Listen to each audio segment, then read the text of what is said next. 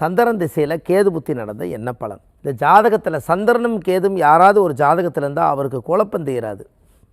இதை செய்யலாமா, அதை செய்யலாமா, இதை கட்டலாமா, இதை வேண்டாமா, இப்படியே மதில் மேல் பூனையாகவே இருக்கும். நீங்கள் கரெக்டாக செக் பண்ணுங்கள். சந்திரனோட கேது சேர்ந்தால் ஒரு குழப்பத்தை உருவாக்கிட்டே இருக்குது, தெளிவாக ஆக மாட்டாங்க. ஏன் அப்படி? இதை நீங்கள் தெரிஞ்சுக்கணும். குழப்பம் நம்ம சொல்லிட்டோம், அதுக்கு விளக்க வேணுமில்ல.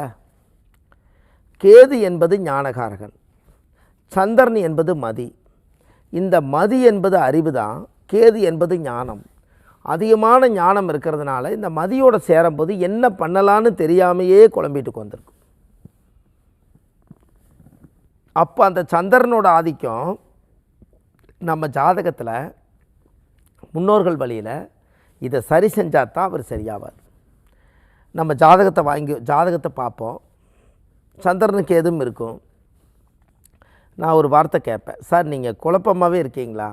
ஆமாங்க, என்னென்ன தெரியல, எதை செஞ்சாலும் ஒரு சந்தேகம், ஒரு குழப்பம். டக்குன்னு ஒன்று எடுத்து இதை முடிச்சிடலான்னு டக்குன்னு ஒரு பிரச்சனை முடிக்க முடியல, முடிக்காமே இருக்க முடியல. அப்படின்னா எப்படி இருக்கும்? அப்போ அவருக்கு ஒரு குழப்பம். இதில் இது போகும்போது ரூட்டு கரெக்டாக போட்டு போவார். அதாவது லெஃப்ட் சைடில் போகலான்னு எடுத்துகிட்டு, இல்லைங்க இதில் போனால் ஷார்ட்கட் இதில் போய் போயிடலான்றவர். அப்போ என்ன மாறிடுதா இல்லையா? அப்போ சந்திரன் என்பது மனோகாரகன், கேது என்பது ஞானகாரகன். இவங்க ரெண்டு பேரும் சேர்ந்தால் ஒரு குழப்ப வாழ்க்கையில் இருக்கும். அப்போ இதை சரி செய்யணும் இல்லைங்களா? இந்த குழப்பத்தை தீர்த்துக்கிறதுக்கு ஒரு பரிகார கோயில் ஒன்று இருக்குது, திருமுருகன் பூண்டி, திருப்பூரில் அவனாசி பக்கத்தில்,